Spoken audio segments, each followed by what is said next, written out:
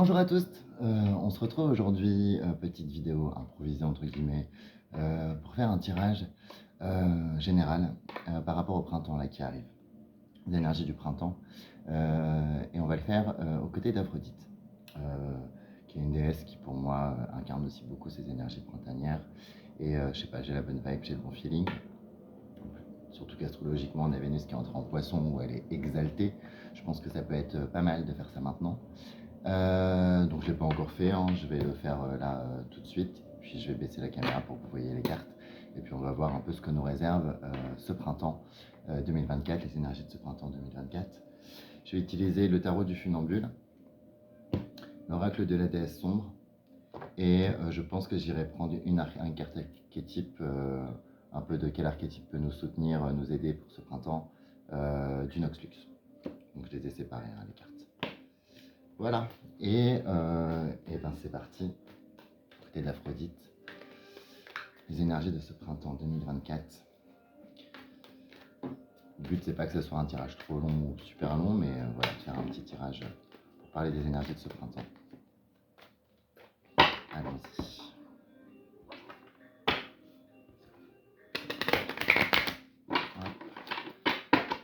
Je vais baisser de suite, voilà. Vous voyez pas la préparation, mais sur le côté, j'ai un peu toutes mes petites choses pour pouvoir faire le tirage. Les énergies de ce printemps, Aphrodite. Que peux-tu nous dire sur le printemps 2024 qui arrive, quand les énergies s'installent? Ok. Hop. Énergie de ce printemps 2024. Waouh.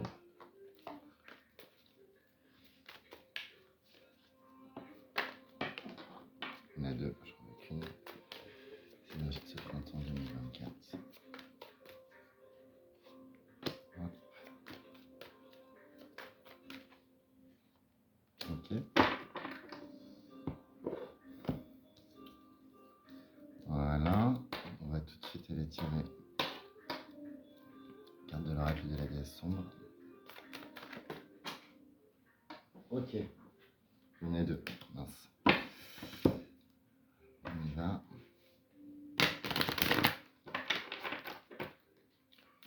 Oracle de la déesse sombre. Très bien, parfait. Et enfin un archétype sur lequel nous appuyer pour ce printemps 2024. Sur quel archétype peut-on nous appuyer pour ce printemps 2024? Et bien c'est parti. On a le 8 d'épée. Donc le printemps risque quand même d'être un moment où on va avoir quand même l'impression de ne pas y voir très très clair. Dans le sens où le 8 d'épée est une carte qui parle beaucoup des angoisses de manière générale. Sur cette carte, on le voit plutôt bien, c'est-à-dire que c'est toujours ce moment où on a réussi par exemple à se détacher de certaines choses, à se détacher de ces liens là qui sont au sol, mais il nous manque ce moment, ce point, souvent motivé par l'angoisse ou la peur, qui va nous qui va faire la bascule pour qu'on retire le bandeau qu'on avait devant les yeux, puisque maintenant on a les mains libres. Avec ce 8 d'épée, du coup, j'ai l'impression qu'on nous parle d'un printemps qui peut être un printemps qui demande quand même une certaine force de volonté, une certaine force de courage pour pouvoir retirer ce bandeau, pour pouvoir voir des choses qu'on n'a pas envie de voir, des choses qui ne nous font pas spécialement plaisir. Parce que ce printemps a l'air d'être quand même marqué par une énergie de libération importante qui s'est déjà opérée, parce que les liens sont tombés. Les liens, ce qui nous nouait les mains, là, ce qui nous nouait notre capacité d'action est déjà tombé. Il reste ces angoisses. Ces angoisses de maintenant que je peux retirer ce bandeau qui m'obstrue la vue, est-ce que je le fais? Qu'est-ce que je vais découvrir sur moi, sur les autres, sur le monde, hein, sur la vie? Est-ce que j'ai vraiment envie de savoir ça? Parce qu'on a conscience aussi qu'une fois qu'on aura retiré ce bandeau, on ne pourra pas revenir en arrière. Donc je pense que ça peut être, le printemps 2024 va sûrement être porteur de beaucoup d'énergie un peu comme ça, de révélation, suite à des actes de courage, suite à des je décide de voir les choses pour ce qu'elles sont, de beaucoup de clarté qui peut être apportée, mais si on a le courage de voir, si on ne se réfugie pas dans ce qui est réconfortant, qui nous berce d'habitude, mais qui ne nous fait pas forcément grand bien. Donc, il peut y avoir pas mal d'angoisse quand même pendant ce printemps 2024 qui va être lié à ces notions-là. Ce qui est intéressant, c'est qu'on voit que du coup, il ne tient qu'à nous de finir cette libération qui a été entamée sur... ça peut être, là c'est très général, mais cette libération qui a été entamée du coup sur pas mal de questions, et peut-être aussi la perception qu'on a de nous-mêmes et des autres, et la réalité autour d'eux. On a quoi? On a le chevalier d'épée. Ça va être un printemps qui peut s'avérer très quand même incisif. Notre pensée peut quand même beaucoup bouillir, beaucoup voler comme ça, beaucoup... Chevalier d'épée, c'est un peu un hyperactif de la pensée, c'est un hyperactif du mental. Ça va être un printemps où on peut peut-être être aussi très incisif, très tranchant, à prendre des avis très arrêtés. Et en même temps, à vouloir les prendre sur plein de domaines différents, plein de choses à la fois. Il y a une sorte d'émulation comme ça du chevalier d'épée qui semble ressortir pour ce printemps. Ce qui peut être logique avec le fait qu'on arrive en saison des béliers, hein, bélier qui est un signe d'action, qui fonce.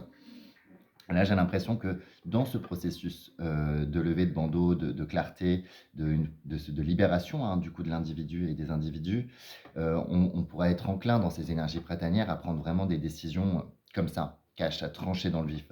Ah, maintenant que j'ai vu ça, je fais ça. Et du coup, il peut y avoir beaucoup de fatigue mentale liée à une surstimulation qui peut aussi être lié de toute façon aux bonnes énergies du printemps, puisqu'on va vouloir sûrement commencer des choses, injecter de l'énergie dans des choses. Le problème que peut avoir le chevalier d'épée, c'est qu'il va avoir du mal à rester concentré sur une seule chose. Et donc là, on peut voir du coup que cette émulation-là, qui est propre d'ailleurs aux énergies du printemps souvent, elle va être très présente, et c'est notre esprit surtout qui va partir, qui va vouloir mettre en place des choses, penser à des projets, penser à des choses. Et et c'est peut-être ça qui va pouvoir quand même nous aider à faire ces actes un peu de courage, de volonté, et nous aider du coup à contrer ces angoisses. Euh, Parce qu'on va avoir envie que ça bouge, on va avoir envie que quelque chose change. On va être normalement très très stimulé, et notamment très très stimulé pour essayer d'y voir vraiment plus clair sur nous, sur ce qui nous entoure, sur qui on est, et peut-être aussi sur si ces angoisses qu'on avait là, elles avaient vraiment lieu d'être et pourquoi. Oh, on a un chevalier de coupe. Ça va être un printemps qui va quand même sûrement ouvrir la porte à beaucoup de créativité. Il va y avoir quand même beaucoup d'envie, surtout avec ces deux chevaliers ensemble, beaucoup d'envie de porter des choses, de faire des choses, de créer. Le chevalier de coupe, il est très créatif. D'ailleurs, dans ce jeu, c'est un poisson qui le représente, qui est un symbole de créativité extrêmement important. Euh, et il se laisse aussi porter par ce qu'il ressent, il extériorise ce qu'il ressent, notamment par la création, notamment par les arts, par exemple. Ce qui est intéressant, c'est qu'on voit qu'on a vraiment une envie de mouvement très très forte qui va être liée à ça, à ce qui nous retient encore.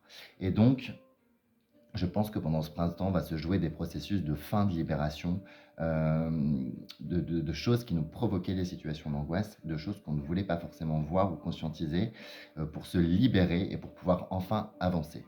Avancer avec notre tête et avancer avec notre cœur, avec nos émotions. Il y a moyen qu'on tourne des pages là en fait, des pages d'anciennes histoires passées, des pages de blessures auxquelles on s'accrochait encore là, alors qu'en fait on avait commencé déjà à faire un énorme travail, mais on n'ose pas regarder si la plaie est guérie. On a envie de commencer des projets, de faire des choses. Notre esprit est très actif et notre cœur aussi va être très actif pour ce printemps. Ce qui est intéressant parce que ça veut dire qu'il y a quand même une force motrice, un élan comme ça, à la fois des émotions, du cœur et du mental, qui ont l'air d'être plutôt raccords, qui ont l'air de se coïncider. Donc je pense que ça va être un printemps qui va être fort, qui va être riche. En action, en volonté d'avancer, en volonté de mouvement, mais aussi très émotionnel et très enclin du coup à pouvoir ressentir, créer, mais aussi à se perdre parce que notre esprit va vouloir faire 20 000 choses à la fois. Ok, oracle de la déesse sombre. On a le nom. C'est un printemps où vraiment il va falloir qu'on pose les limites, que les limites soient posées de manière très claire. C'est-à-dire que si on n'a pas envie de faire quelque chose, ou si quelque chose ne nous convient pas pour ce printemps 2024, ou si c'est pas vraiment ça vers quoi on a envie d'aller, il faudra dire non. Et pas oui, peut-être, oui, pour te faire plaisir, oui, tout ça. Non, là c'est non. C'est vraiment non. C'est-à-dire que du coup, il sera hors de question, je le sens un peu comme une étape, comme une espèce de test pour ce printemps 2024, il sera hors de question de faire des choses qui ne nous conviennent pas, qui ne nous conviennent plus, qui outrepassent nos limites, qui ne sont pas en raccord avec ce qui nous anime, avec nos envies, avec nos passions, parce que ça nous remettrait dans ces états d'angoisse, parce que ça empêcherait cette levée de bandeau. Là, il va falloir prendre conscience de ce qu'on veut vraiment. Il a l'air propice pour ça ce printemps, et surtout ne pas essayer de continuer à faire comme avant, alors que vraisemblablement ça ne nous allait pas, quoi. Et là, il y a une part de responsabilité personnelle, parce qu'on voit que la décision, elle ne tient qu'à nous. Là, il va falloir faire preuve de courage, en fait, de courage et de volonté pour dire non. En fait, cette situation n'est plus possible, j'y mets fin. Non, ça, ce n'est pas possible, ça se termine. Non, je ne ferai pas ça juste pour te faire plaisir alors que ça me coûte. Voilà ce qu'on a ici. L'archétype qui peut nous soutenir, nous accompagner, sur lequel on peut se mobiliser pour ce printemps, c'est l'archétype de la sorcière. C'est l'archétype du coup de transformation. Ça va être un moment qui peut être pas mal pour faire les ponts, justement, pour faire des formes de ponts entre les anciennes manières de faire et les nouvelles. Ça va être bien évidemment un printemps qui va être propice à pouvoir pratiquer la sorcellerie, la magie, à se sentir connecté aussi avec l'invisible. Et je vais vous lire du coup, il y a le poème toujours dans le livret. Je vais vous lire du coup ce qui est par rapport à la sorcière. Je maîtrise la flamme, je maîtrise le sol, le souffle et l'eau. Mon pouvoir t'effraie, mais tu viens à moi car je guéris. Je suis les contraires dans l'union, jeune et pourtant vieille, soleil et lune, on danse à l'unisson. Chaudron, balai, crapaud, m'ont-ils seulement regardé? Je suis le savoir ancestral qui pulse puissamment dans ton sang. L'entends-tu murmurer son nom? Je suis la cendre transformée. Alchimiste, je suis la puissance incontrôlée. Circé, magicienne, Médée, je guéris et je détruis. Alors prends garde. Mais si tu écoutes, seulement si tu écoutes, je t'en prie, approche-toi et écoute-moi. Tu entendras les murmures des tempêtes, l'arrivée du printemps, la roche humide et l'obscurité d'une grotte sinueuse. Sorcière, fais danser tes mots sous la lune. Remplis ta vie des profondeurs, de la mer, de l'espace, de la forêt. Fais chanter les pierres sous tes doigts, contemple le bruit des herbes sous tes pas. Ton héritage est là. Fais surgir du fond des âges ton pouvoir. Tu es de raison et d'intuition, et tu changes en embrassant le rythme des saisons. Écoute-moi, sorcière, écoute-toi. Vous voyez, le poème, je trouve qu'il est incroyable, le poème de Fro.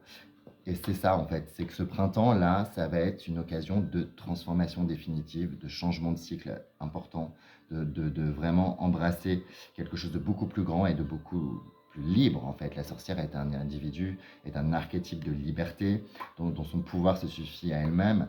Et on voit que ce printemps a l'air d'être placé sous le fait de... Est-ce qu'on va franchir ce pas? Est-ce qu'on va prendre cette responsabilité, notre responsabilité, de se saisir de notre pouvoir, ou est-ce qu'on va un peu la laisser passer? J'ai un peu quand même l'impression que là, c'est un peu un printemps où tout peut se jouer en termes de décision et de pouvoir personnel, et que vraiment, ça ne tient qu'à nous. Et que si on décide de ne pas le faire, eh ben on ne le fera pas. Mais il ne faudra pas venir, je suis désolé, c'est dur ce que je vais dire, mais il ne faudra peut-être pas venir, du coup, là, ça suffit, quoi. Il ne faudra pas venir pleurer après alors qu'on a eu des opportunités, qu'on avait des choix de le faire, qu'on pouvait transformer certaines choses définitivement. Et si on choisit de rester dedans, bah, à un moment donné, enfin, voilà, on ne peut pas non plus blâmer le monde. C'est ça, en fait. Là, il y a beaucoup de responsabilités personnelles par rapport à la prise de pouvoir, à l'autonomie, à la liberté, et à être un individu entier aussi, autonome, puissant, euh, et connecté au monde qui l'entoure et à ce qu'il veut vraiment, à sa magie. Je pense que c'est un printemps qui va être génial pour pratiquer la sorcellerie. Vraiment, hein. Pour pratiquer la sorcellerie et notamment aussi pour faire peut-être du tri dans les relations et dans les projets, dans ce qu'on veut. On est vraiment dans un processus d'émancipation. Et pour moi, Aphrodite est une déesse de liberté d'ailleurs, et je trouve que ça ressort fortement dans ce tirage. Voilà ce que j'ai pour vous. Eh bien écoutez, sur ce, j'espère que ce tirage voilà, vous a plu. Et puis je vous dis à très bientôt. Voilà, c'était un tirage pour les énergies du printemps 2024 aux côtés d'Aphrodite. Et puis je vous embrasse. À bientôt.